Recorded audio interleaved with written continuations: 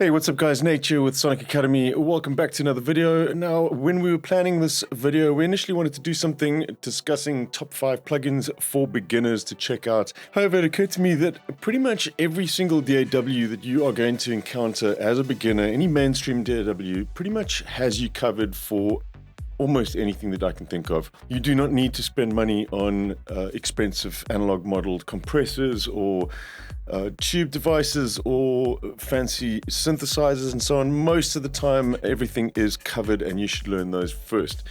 That said, what I thought we would do is, if you do have extra budget to spend on some plugins, let's take a look at ones that, for me personally, I think would be wise to check out, that I find helpful and that I think would benefit a beginner. Now, these kind of fall into two categories for me, really, and that's specialist tools that are going to make your life easier and quicker to finish tracks, and then also tools that are going to aid you in learning a skill or aid you in understanding a concept. Cool, so let's dive in. We're going to take a look at a few options. Obviously, there is tons more out there, and this is very subjective. This is my sort of recommendations, so you may agree or may not agree, but let's take a look anyways and discuss a few of these plugins.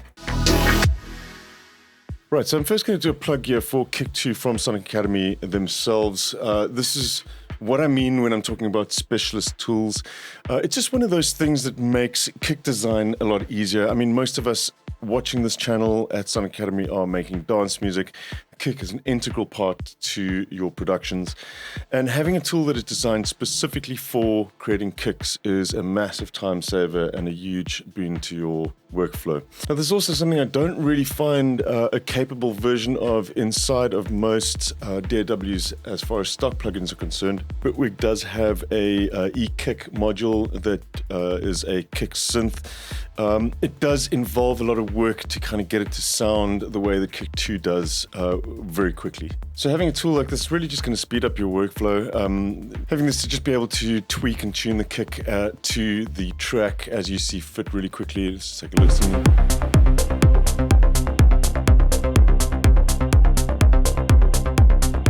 Just to be able to play around with the pitch of the sub. It's something that's not easy to do with samples all the time, and this is particularly good, the envelopes,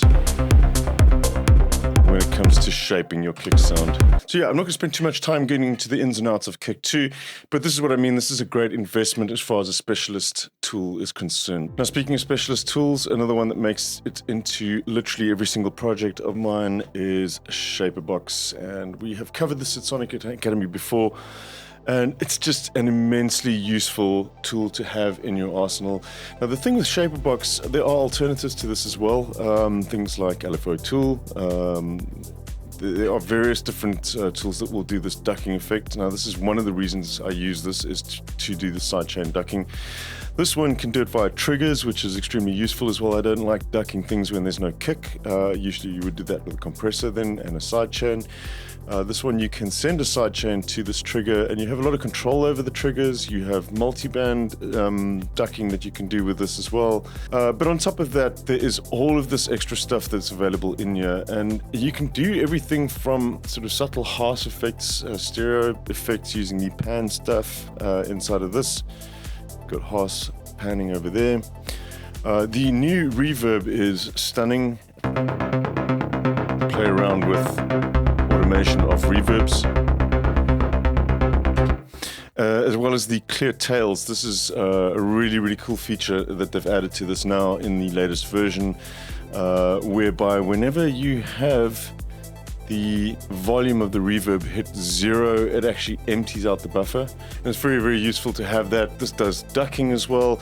So in this, you've covered yourself for a compressor, which is also included. You've got some pretty good drive and distortion algorithms, lo-fi vibes, you've got noise, you've got the time stuff, which does all sorts of glitch effects, liquid, which is phasing and flanging and such. We've got the width stuff as well.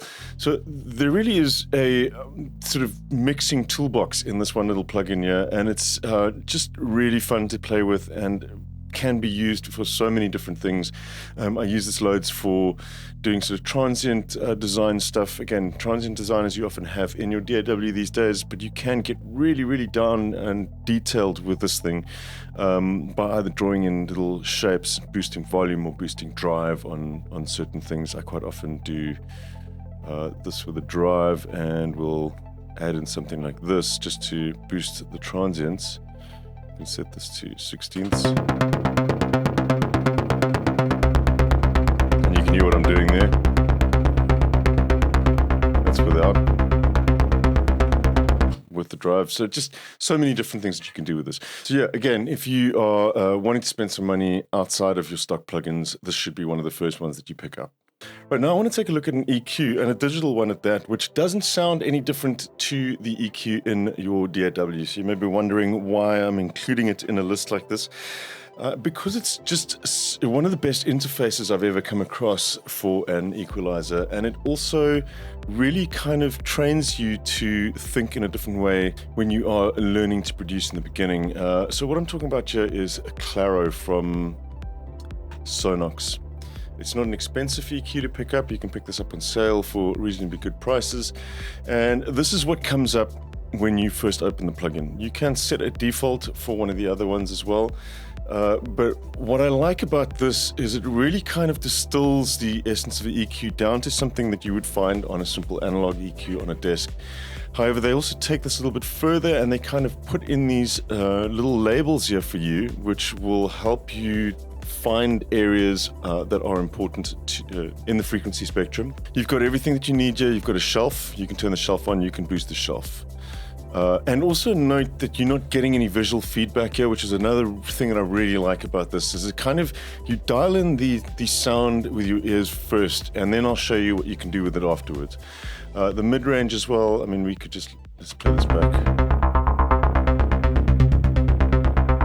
Notice as well that I can make pretty extreme changes there, and there's no volume being added. It's because auto gain is included with this as well. Could turn that off. I like having these stepped frequencies as well. We could turn that into a shelf if you wanted to.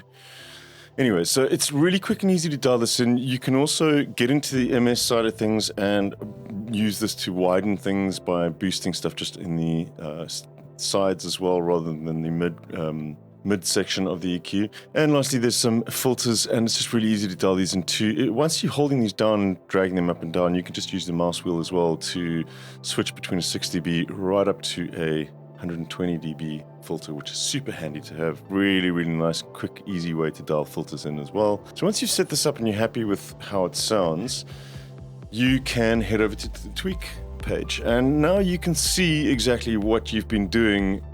By using your ears, you'll get a visual representation of it. You can tweak things further, either in the sides, you can tweak it like this. So everything that an EQ like Pro Q3 would do, or any of the sort of digital surgical EQs that you'll find in your DAW, it does the same thing, just better in my opinion in the way that it works. It just speeds up your workflow a lot of the time.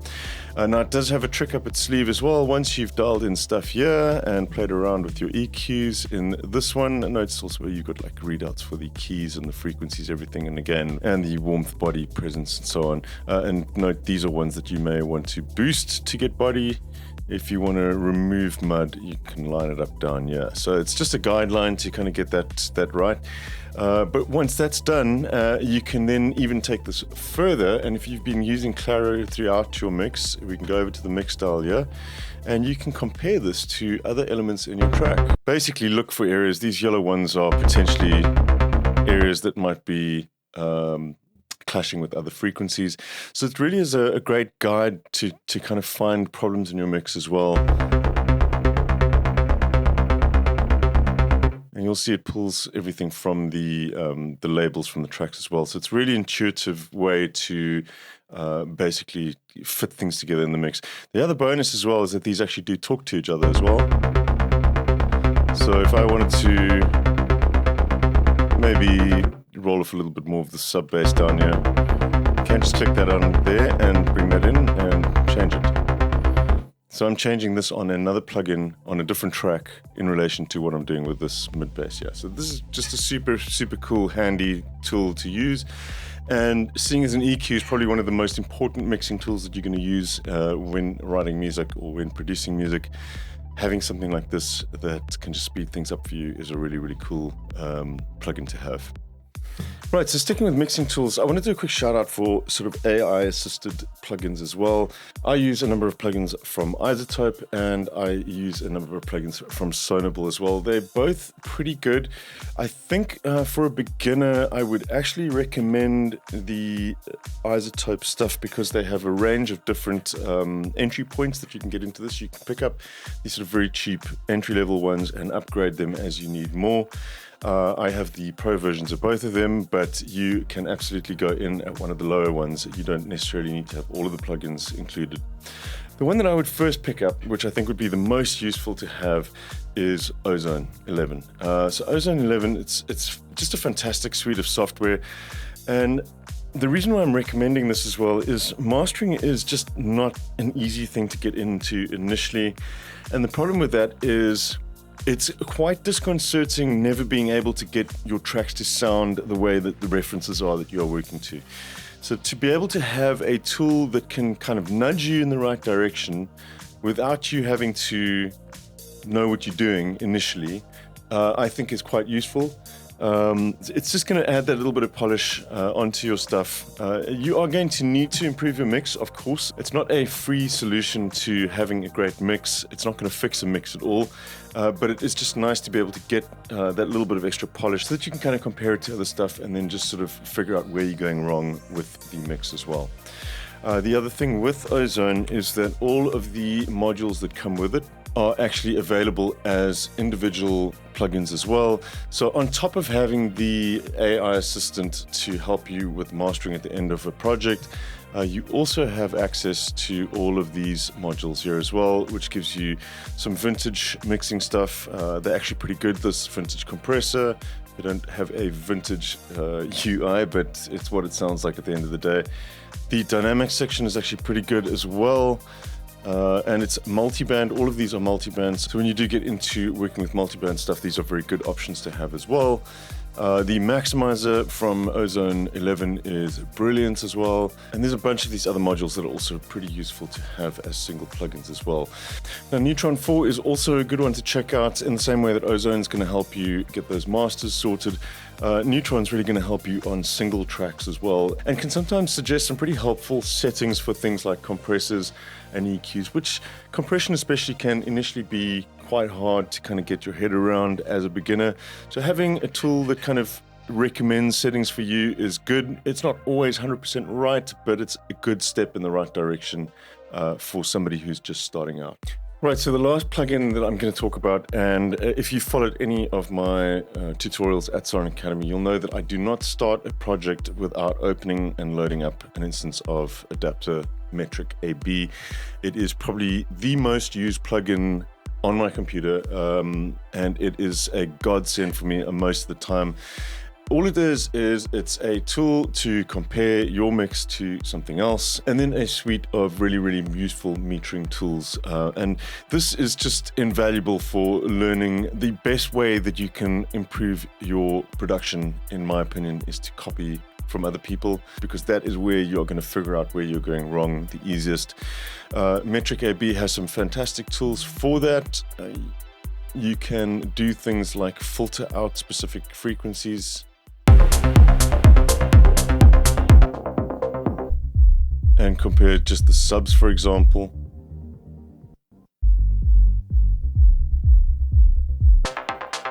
Or just mid-range stuff.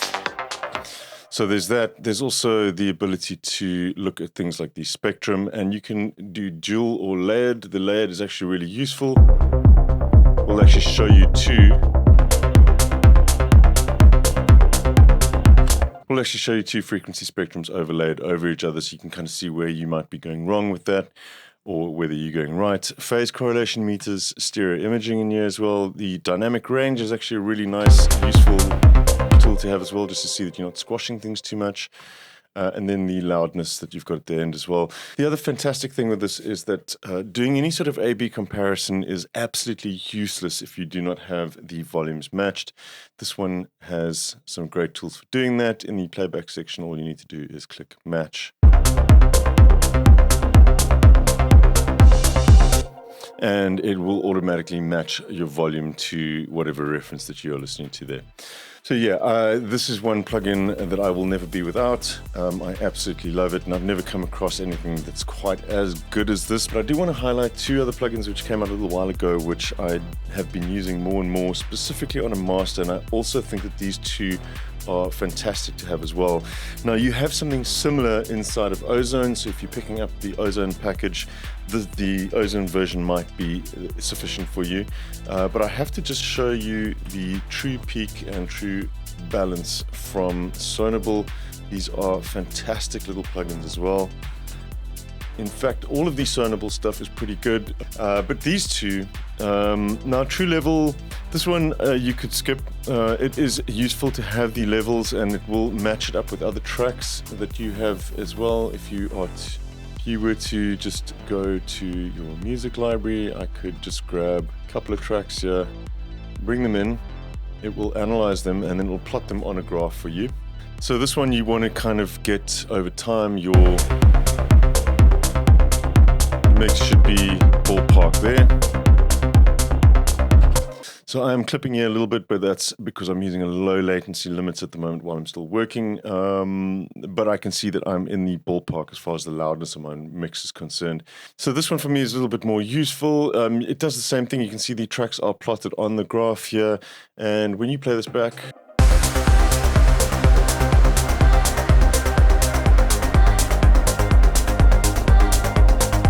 so I can kind of see in that area that, I may want to check some of the subs in this track. There's a little bit too much going on there. You can see how easy it is to compare this to other stuff visually and see what areas of your mix might need a little bit of attention. It also gives you readouts on the width here. You can see down at the bottom, my width in the bottom is pretty mono, which is good. And there is these balance checks and mono checks as well that you can run at any given time, which will kind of give you a readout. Do a balance check.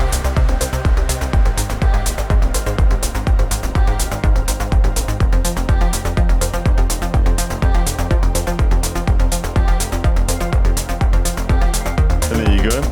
You could reduce the levels. You can do the mono check as well.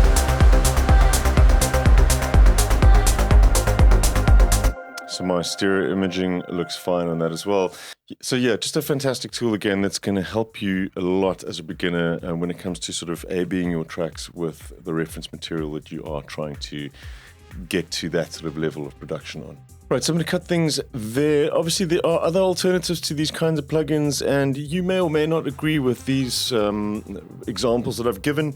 But for me, those two sort of areas, picking up stuff that's going to save you time and specialize in certain tasks, as well as things that are going to kind of assist you and teach you with things like A-Bing tracks that you can learn from your experience of comparing music to what you're doing. Those are really valuable tools to have, and also not always stuff that is included with stock plugins. But for the most part, run-of-the-mill compressors, synthesizers, that kind of thing, you're going to be covered with your DAW. So stick to that. Learn your tools, and then further down the line, you can start investing in some third-party effects and tools for your studio. Right, guys, thanks for tuning in, and I will catch you soon here at Sonic Academy. Till then, take care. See you around. Cheers.